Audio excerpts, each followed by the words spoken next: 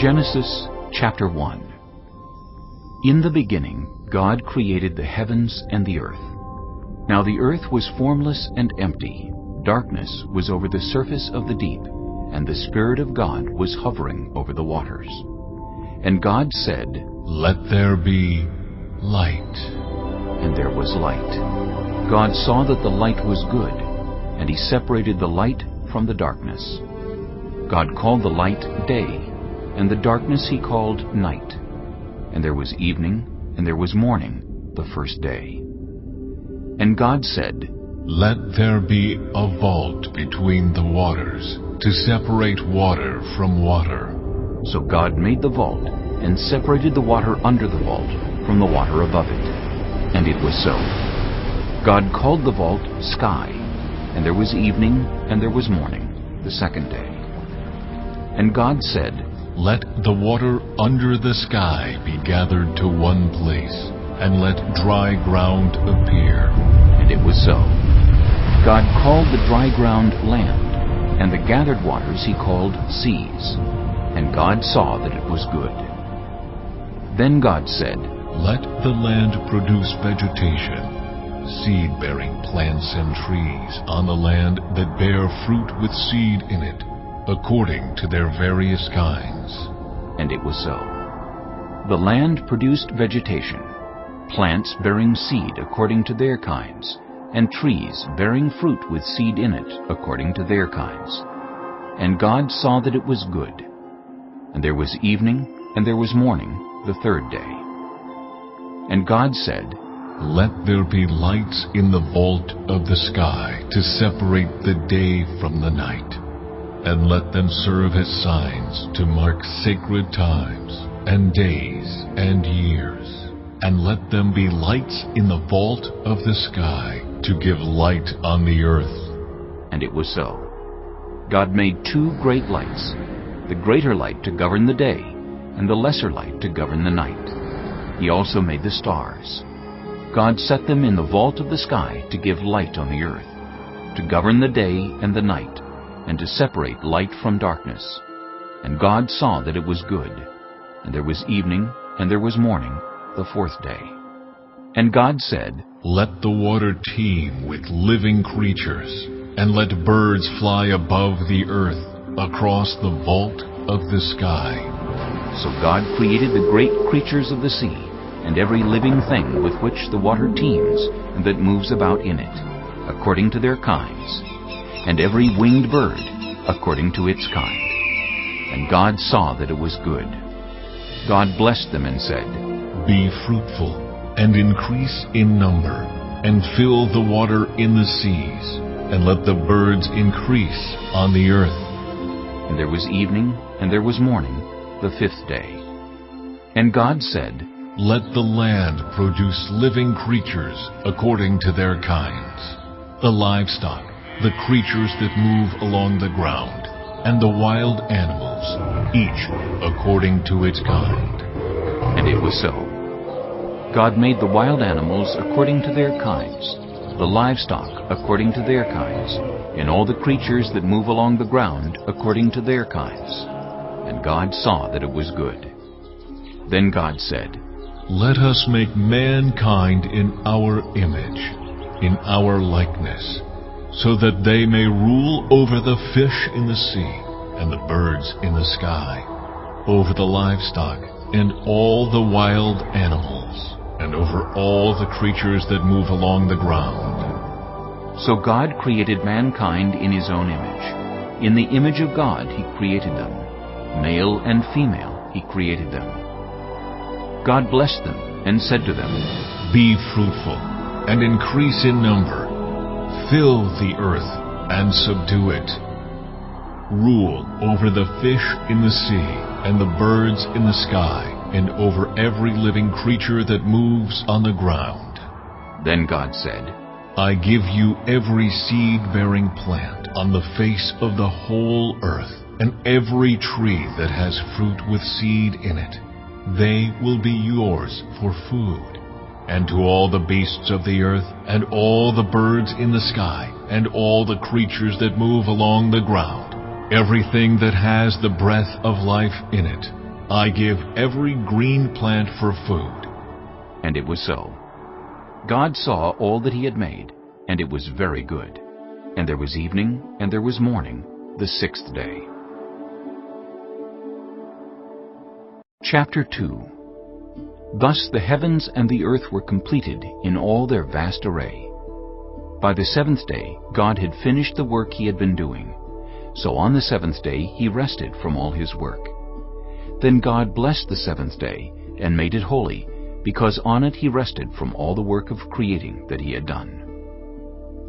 This is the account of the heavens and the earth when they were created, when the Lord God made the earth and the heavens.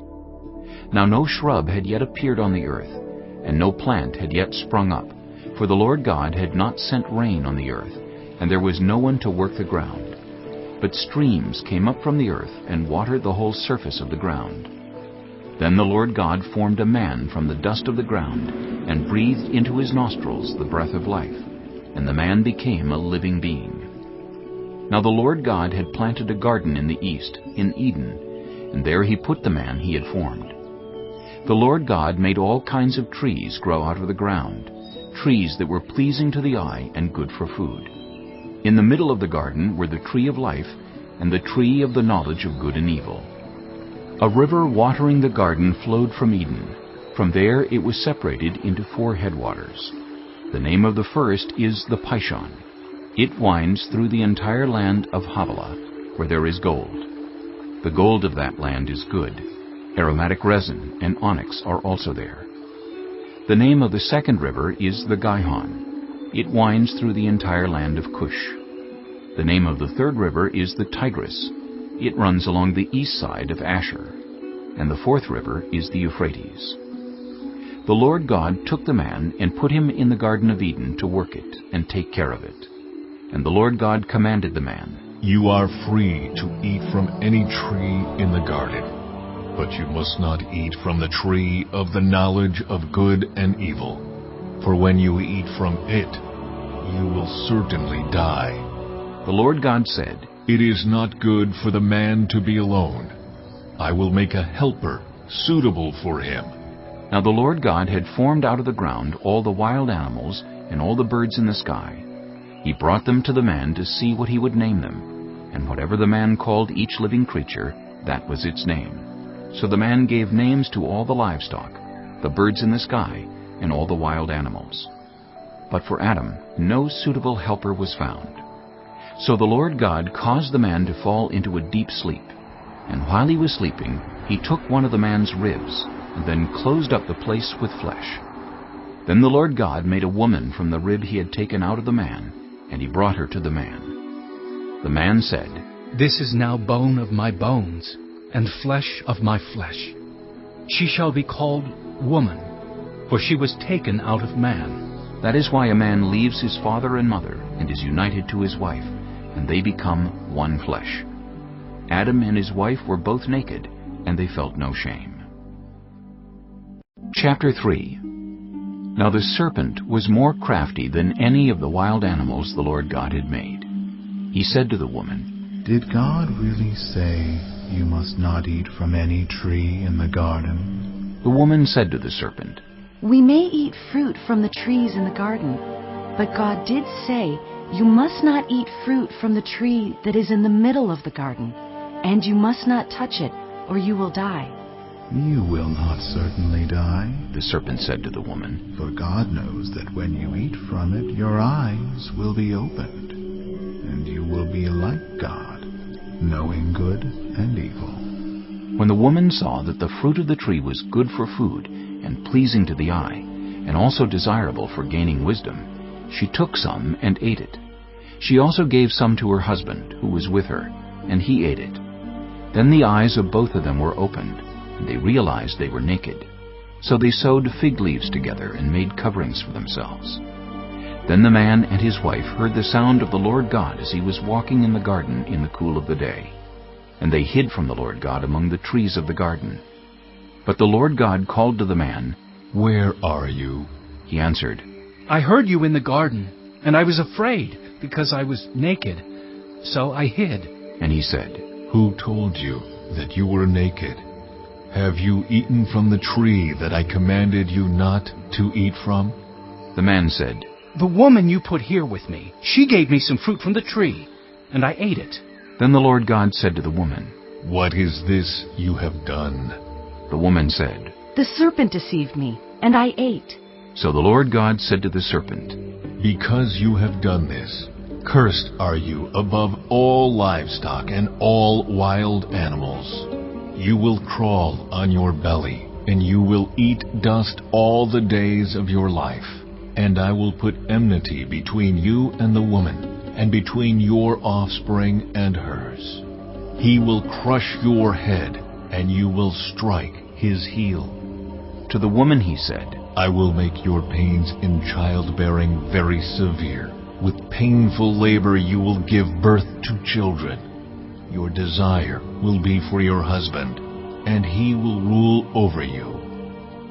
To Adam he said, Because you listened to your wife and ate fruit from the tree about which I commanded you, you must not eat from it. Cursed is the ground because of you. Through painful toil you will eat food from it all the days of your life. It will produce thorns and thistles for you, and you will eat the plants of the field. By the sweat of your brow you will eat your food until you return to the ground, since from it you were taken. For dust you are, and to dust you will return. Adam named his wife Eve, because she would become the mother of all the living. The Lord God made garments of skin for Adam and his wife and clothed them. And the Lord God said, The man has now become like one of us, knowing good and evil. He must not be allowed to reach out his hand and take also from the tree of life and eat, and live forever. So the Lord God banished him from the Garden of Eden to work the ground from which he had been taken. After he drove the man out, he placed on the east side of the Garden of Eden cherubim and a flaming sword flashing back and forth to guard the way to the tree of life.